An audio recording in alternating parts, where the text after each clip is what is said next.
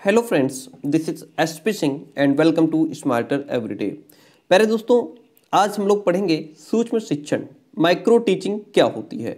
इसको बहुत ही बेहतरीन तरीके से समझ लेंगे। अर्थ, परिभाषा, विशेषताएं, उपयोग, महत्व, जो भी कुछ है पूरी तरीके से सूक्ष्म शिक्षण को आज हम समझ लेंगे। ठीक है, तो चलिए शुरू करते हैं। सूक्ष्म शिक्षण आखिर होता क्या है, चलिए पहले इसका थोड़ा कॉन्सेप्ट पढ़ लेते हैं, फिर आगे बढ़ते हैं। बहुत गहराई में जाने की जरूरत नहीं है, बहुत आसानी से समझ लेंगे, बहुत ही प्यारी भाषा में। देखिए सूक्ष्म शिक्षण आखिर होता क्या है, चलिए शुरू करते हैं। सूक्ष्म शिक्षण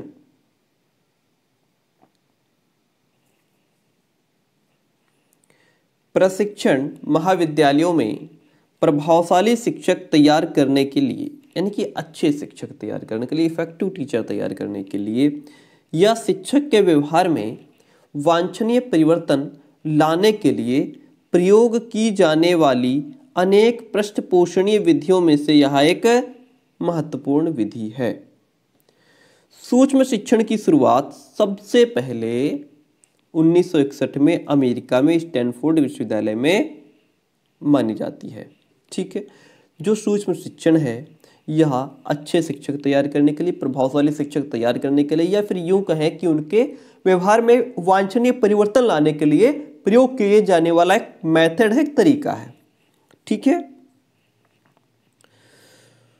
जो शोध उपाधि के लिए अध्ययन प्रत्याशी कीथ एचिसन से मानी जाती है, जो प्रशिक्षित छात्राध्यापकों के लिए अभिनव अनुभवों के क्षेत्र में शोध कर रहा था। इसी दौरान स्टैनफोर्ड विश्वविद्यालय के ही हैरी गैरिसन ने अध्यापक सामर्थ्य मूल्यांकन दिग्दर्शिका बना करके शिक्षक प्रशिक्षण के क्षेत्र में महत्वपूर्ण कार्य किया। ठीक है, 1967 में क्लेनवैश ने सेंट जोस स्टेट विश्वविद्यालय के ग्रीष्मकालीन शिविर में प्राथमिक शिक्षा पाठ्यक्रम के छात्राध्यापकों को परंपरागत एवं सूक्ष्म अध्यापन द्वारा प्रशिक्षित करके, ट्रेंड करके अंतर ज्ञात करने की योजना बनाई। इन सभी शोध अध्ययनों में सूक्ष्म शिक्षण का मार्ग क्या हुआ, प्रशस्त हुआ। यहीं से सूक्ष्म शिक्षण निकल करके सामने आया। अब देखिए नेक्स्ट कहता है, सूक्ष्म शिक्षण की कुछ इंपॉर्टेंट परिभाषाएं हैं जिनको हम समझ लेते हैं कि कौन क्या कहता है। एलन के अनुसार, एलन कहते हैं कि सूक्ष्म शिक्षण प्रशिक्षण से संबंधित एक अवधारणा है, एक कॉन्सेप्ट है, जिसका प्रयोग सेवारत एवं सेवा पूर्व स्थितियों में शिक्षकों के व्यावसायिक विकास के लिए किया जाता है। सूक्ष्म शिक्षण शिक्षकों को शिक्षण के अभ्यास के लिए, टीचिंग की प्रैक्टिस के लिए एक ऐसी कंडीशन प्रदान करता है जो क्लासरूम की जो सामान्य जटिलताएं हैं, समस्याएं हैं, उनको कम कर देता है, और जिसमें शिक्षक बहुत बड़ी मात्रा में अपने शिक्षण व्यवहार के प्रति पुष्टि भी प्रदान करता है। ठीक है, चलिए ब्रूस कहते हैं, ऐसी अध्यापक शिक्षा तकनीकी है जो अध्यापक को स्पष्ट शैक्षिक उद्देश्यों की पूर्ति सुनिश्चित पाठ्य योजनाओं के माध्यम से 5 या 10 मिनट में छोटे समूह के माध्यम से पूर्ण करता है तथा परिणामों का वीडियो टेप पर देख करके ज्ञात भी करता है। एलन एंड ईव कहते हैं कि यह नियंत्रित अभ्यास की एक विधि है जो विशिष्ट शिक्षण व्यवहार पर ध्यान केंद्र को आसान बनाती है और नियंत्रित परिस्थितियों में शिक्षण अभ्यास को संभव बना देती है। Very simple definitions. पैकम टकर कहते हैं, क्या कहते हैं, सूक्ष्म शिक्षण मानसिक विधि का एक मिश्रित रूप है। किसका? मानसिक विधि का एक मिश्रित रूप है। यह विशिष्ट शिक्षण कौशल का वीडियो टेप अनुशीलन के प्रयोग किए जाने पर उसकी पहचान बताता है, जिससे इन शिक्षण कौशलों का उपयुक्त विकास किया जा सकता है। ठीक है, एक अन्य विद्वान ने कहा है कि सूक्ष्म शिक्षण कम समय, कम छात्रों एवं कम शिक्षण क्रियाओं वाली क्या है, एक विधि है। ठीक है, चलिए अब आगे बढ़ जाते हैं और नेक्स्ट पॉइंट देखते हैं क्या लिखा है। नेक्स्ट, एलन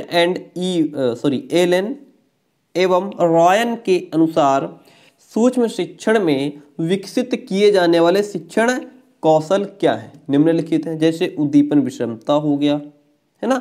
सूक्ष्म शिक्षण में जो विकसित किए जाने वाले शिक्षण कौशल हैं, कौन कौन से कौशल सूक्ष्म शिक्षण के दौरान विकसित किए जाते हैं? भूमिका निर्वाह हो गया, समीपता, मौन एवं अशाब्दिक संकेत।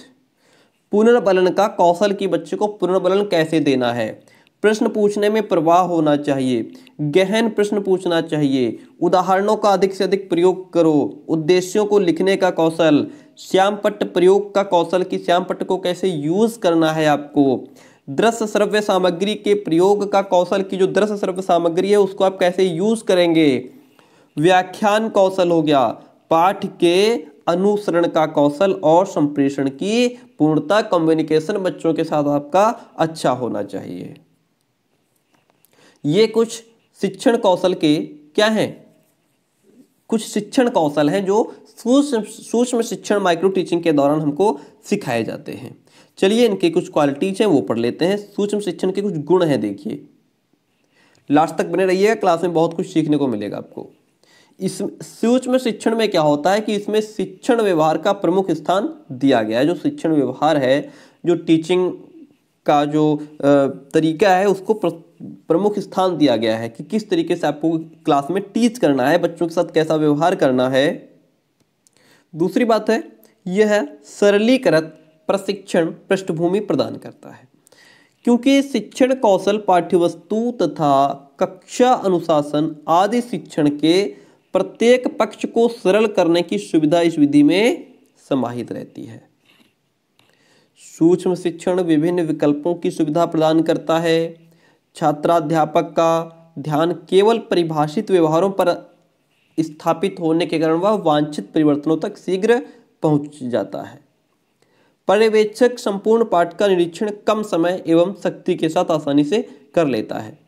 छात्राध्यापक एक विशिष्ट शिक्षण कौशल के अनेक अभ्यासों द्वारा उस कौशल में निपुण हो जाता है। पाठ समाप्त होने के तुरंत बाद छात्राध्यापक को उसका पृष्ठपोषण प्रदान किया जाता है और पृष्ठपोषण छात्राध्यापक को पाठ के पुनर्निर्माण में भी सहायता प्रदान करता है। अब देखिए अगला क्वेश्चन हमसे कहता है कि सूक्ष्म शिक्षण के विभिन्न सोपानों का वर्णन करते हुए इसके प्रमुख उपयोग की विवेचना कीजिए। या फिर ये पूछ सकता है कि सूक्ष्म शिक्षण प्रक्रिया के चरणों, इसे कितने चरण होते हैं उनकी विवेचना कीजिए, उदाहरण भी आपको देना है। ठीक है, चलिए आगे बढ़ जाते हैं और देखते हैं, इसको एक्सप्लेन करते हैं क्या है। सूक्ष्म शिक्षण व्यवस्था के विभिन्न सोपान देखिए। सूक्ष्म शिक्षण में छात्राध्यापक किसी भी शिक्षण कौशल का अभ्यास करने के लिए एक छोटी सी विषय वस्तु पर पाठ योजना बना करके पढ़ाता है। सूक्ष्म शिक्षण में माइक्रो टीचिंग में क्या होता है, जो स्टूडेंट टीचर होता है वह किसी भी शिक्षण कौशल पर, टीचिंग स्किल का अभ्यास करने के लिए एक छोटी सी विषय वस्तु पर अपना लेसन प्लान बना करके टीच करता है।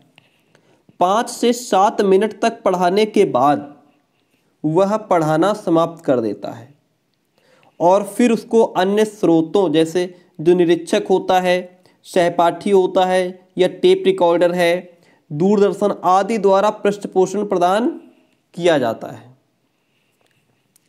पृष्ठपोषण प्राप्त करने के उपरांत छात्राध्यापक अपनी पाठ्य योजना पर दिए गए सुझावों के आधार पर परिवर्तन करता है।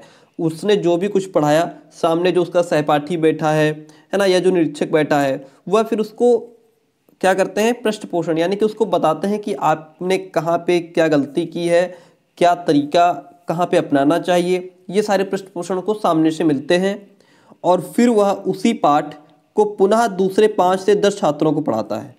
फिर वो उसमें बदलाव ला करके फिर दूसरे 5 से 10 छात्र आते हैं, फिर वो उनको टीच करता है, फिर वो लोग उसे पृष्ठपोषण देते हैं। इसके बाद वो अपनी कमियों को देकर अपने शिक्षण व्यवहार में सुधार लाता है। और इस पूरी प्रक्रिया को निम्नलिखित बिंदुओं के आधार पर हम जान सकते हैं, समझ सकते हैं। जैसे प्रशिक्षण विद्यालयों के अध्यापकों द्वारा पाठ निरीक्षण करने के उपरांत पृष्ठपोषण प्रदान करता है, इसे पर्यवेक्षक पृष्ठपोषण कहते हैं। सहपाठी प्रशिक्षणार्थियों द्वारा पृष्ठपोषण प्रदान करना, जिसे सहपाठी पृष्ठपोषण कहते हैं। संपूर्ण सूक्ष्म पाठ को टेप रिकॉर्डर पर टेप कर लिया जाता है और टेप को पुनः सुन करके छात्राध्यापक क्या करता है, स्व पृष्ठपोषण कहते हैं उसे, मतलब वो खुद सुनता है, खुद देखता है और फिर देखता है कि कहाँ पे मिस्टेक हमने की है ना। कई बार हम लोग अपनी क्लास को जो है खुद समझ जाते हैं कि हमने कहाँ पे मिस्टेक की है, बोलने में, प्रश्न पूछने में या शुरुआत करने में, ये सब चीज़ें कई बार हम खुद समझ जाते हैं।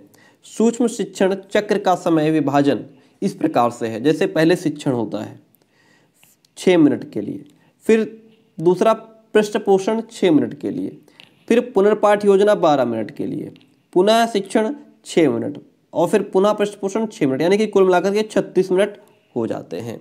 इसमें सबसे पहले हमारा अभिविन्यास आता है। क्या आता है? सबसे पहले अभिविन्यास, ठीक है।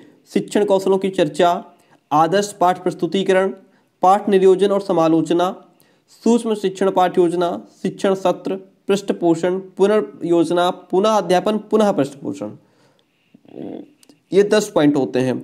अब इन पॉइंट्स को हम फटाफट से समझ लेते हैं। जैसे अभिविन्यास हो गया, सबसे पहले प्रशिक्षणार्थियों के बीच सूक्ष्म शिक्षण के कॉन्सेप्ट, इसका अर्थ, अवयव, विशेषताएं, गुण, दोष, इन पर सैद्धांतिक परिचर्चा की जाती है, जिसको हम अभिविन्यास कहते हैं। शिक्षण कौशलों की चर्चा, शिक्षण कौशलों की अवधारणा को स्पष्ट करके उनके मनोवैज्ञानिक आधार तथा घटकों के विषय में पूर्ण रूप से अवगत कराना चाहिए। आदर्श पाठ प्रस्तुतिकरण, शिक्षण कौशलों की पूर्ण जानकारी प्रदान करने के बाद आदर्श सूक्ष्म पाठ का स्वरूप प्रदर्शित करना चाहिए, इसे ही मॉडल प्रस्तुत करना कहा जाता है, ठीक है। इसमें निम्न विधियों का अपनाया जा सकता है। नंबर 1 तो शिक्षक जो होता है वह शिक्षक प्रशिक्षक स्वरूप मॉडल पाठ पढ़ा करके प्रदर्शित करें। सूक्ष्म शिक्षण आदर्श पाठ छात्राध्यापकों को लिखित रूप में भी प्रदान किया जा सकता है। आदर्श पाठ वीडियो टेप पर भी प्रदर्शित किया जा सकता है। आदर्श पाठ के कैसेट को टेप रिकॉर्डर के माध्यम से भी सुनाया जा सकता है। नेक्स्ट स्टेप आता है पाठ निरीक्षण या समालोचना। छात्राध्यापक को आदर्श पाठ के प्रदर्शन का निरीक्षण और समालोचना करने की विधि विस्तृत रूप से बताई जानी चाहिए। प्रशिक्षणार्थियों को पाठ की समालोचना करने के लिए प्रत्येक शिक्षण कौशल के लिए अलग अलग निरीक्षण प्रपत्र दिए जाते हैं, जिनका समुचित उपयोग करने की विधि उन्हें बताई जानी चाहिए। 5वां स्टेप आता है सूक्ष्म शिक्षण की अब आती पाठ योजना। छात्राध्यापक को किसी एक विषय के एक शिक्षण कौशल को चुनकर के एक सूक्ष्म पाठ योजना विकसित करनी चाहिए 5 से 7 मिनट की। शिक्षण सत्र, अपनी पाठ योजना के आधार पर प्रशिक्षणार्थी है वो 5 या 10 छात्रों की कक्षा को 6 मिनट तक पढ़ाता है। 5 से 10 छात्र को 6 मिनट तक पढ़ाता है, जिसका वीडियो टेप पर रिकॉर्ड कर लिया जाता है। उसके बाद आता है पृष्ठपोषण। इसमें क्या होता है, प्रत्येक प्रशिक्षणार्थी को व्यक्तिगत रूप में तत्काल पृष्ठपोषण प्रदान किया जाना चाहिए, है ना, कि भाई उसको अपनी गलतियों का एहसास तुरंत हो, जिसके लिए लगभग 6 मिनट का समय निर्धारित होता है। इस सत्र को आलोचनात्मक सत्र भी कहा जाता है, क्योंकि आप वहाँ पे उसकी गलतियाँ, कमियाँ बताएंगे, इसलिए इसको आलोचनात्मक सत्र भी कहते हैं। पुनर्योजना, छात्राध्यापक प्राप्त पृष्ठपोषण के बेस पे सुझाव संकेतों को अपनाते हुए अपनी सूक्ष्म पाठ योजना को पुनर्नियोजित करता है, जिसके लिए लगभग 12 मिनट का समय सुनिश्चित किया जाता है। फिर वो पुनः टीच करता है, पुनर्ध्यापन। छात्राध्यापक पुनर्निर्मित तथा पुनः परिमार्जित पाठ योजना को पढ़ाता है, जिसके लिए 6 मिनट का समय दिया जाता है। पुनर्पृष्ठपोषण, इस सोपान में भी 7 तरह की पृष्ठपोषण प्रदान किया जाता है। इस सूक्ष्म शिक्षण चक्र का प्रयोग निरंतर तब तक चलता है जब तक कि छात्राध्यापक को पूर्ण संतुष्टि ना हो जाए। अब आगे देखिए, सूक्ष्म शिक्षण की उपयोगिता देखिए क्या है, समझ लेते हैं इसकी उपयोगिता को। सूक्ष्म शिक्षण शिक्षण प्रशिक्षण प्रक्रिया की अत्यंत उपयोगी और महत्वपूर्ण तकनीकी एवं साधन है। वस्तुतः यह कौशलों के विकास में समय एवं शक्ति के व्यय को घटा करके महत्वपूर्ण काम करती है।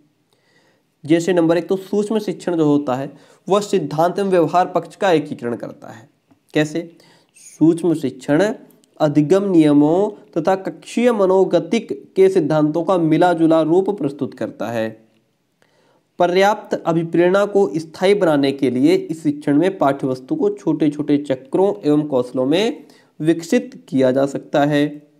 छात्राध्यापक भिन्न भिन्न कौशलों में निपुणता प्राप्त कर लेने के उपरांत समस्त कौशलों को सम्मिलित करके उनमें वांछनीय निपुणता प्राप्त कर लेता है। यानी अलग अलग जो स्किल्स हैं वो उसमें निपुणता प्राप्त कर लेता है, सीख लेता है, उसके पश्चात समस्त कौशल को सम्मिलित करके उसमें निपुणता प्राप्त कर लेता है।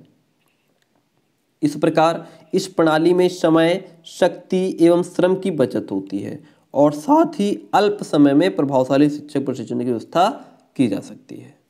आगे देखिए, सेवारत शिक्षक प्रशिक्षण हेतु सूक्ष्म शिक्षण का प्रयोग सेवारत शिक्षकों में आवश्यक कौशलों का विकास करने तथा उन्हें शिक्षण कुशलताओं में दक्ष बनाने के लिए भी किया जा सकता है। कार्यरत शिक्षक अपने व्यवहार में सुधार तथा लचीलापन लाने के लिए उचित प्रयास कर सकता है। ठीक है, आगे बढ़ जाते हैं। पॉइंट नंबर 3 कहता है व्यावसायिक परिपक्वता अर्जित करना। कैसे? एक सामान्य अनुभवी शिक्षक भी अपने कौशलों में वांछनीय सुधार करने हेतु स्वयं सूक्ष्म शिक्षण का प्रयोग कर सकता है। खुद वो पढ़ा करके देख सकता है और खुद समझ सकता है कि क्या मुझे अभी क्या क्या अपने आप में इम्प्रूवमेंट करना है, कहाँ मेरे से मिस्टेक हो रही है, तथा अपना मूल्यांकन करने की क्षमता प्राप्त कर सकता है। इससे एक शिक्षक अपने व्यवसाय में प्रगति एवं प्रौढ़ता के गुणों को उत्पन्न कर सकता है आसानी से। सूक्ष्म शिक्षण एक स्व मूल्यांकन प्रक्रिया है। इसके आधार पर छात्राध्यापक अपने व्यवहार का कक्षीय परिस्थितियों में स्वयं मूल्यांकन कर सकता है तथा दृष्टव्य कमियों को दूर कर सकता है। सूक्ष्म शिक्षण प्रशिक्षण का सतत साधन है। शिक्षण एक कला है जो हमेशा सुधार और परिमार्जन की अपेक्षा रखती है और इस शिक्षण कला को सूक्ष्म शिक्षण के माध्यम से सजाया, संवारा एवं तराशा जा सकता है। उसमें और ज़्यादा खूबसूरती लाई जा सकती है।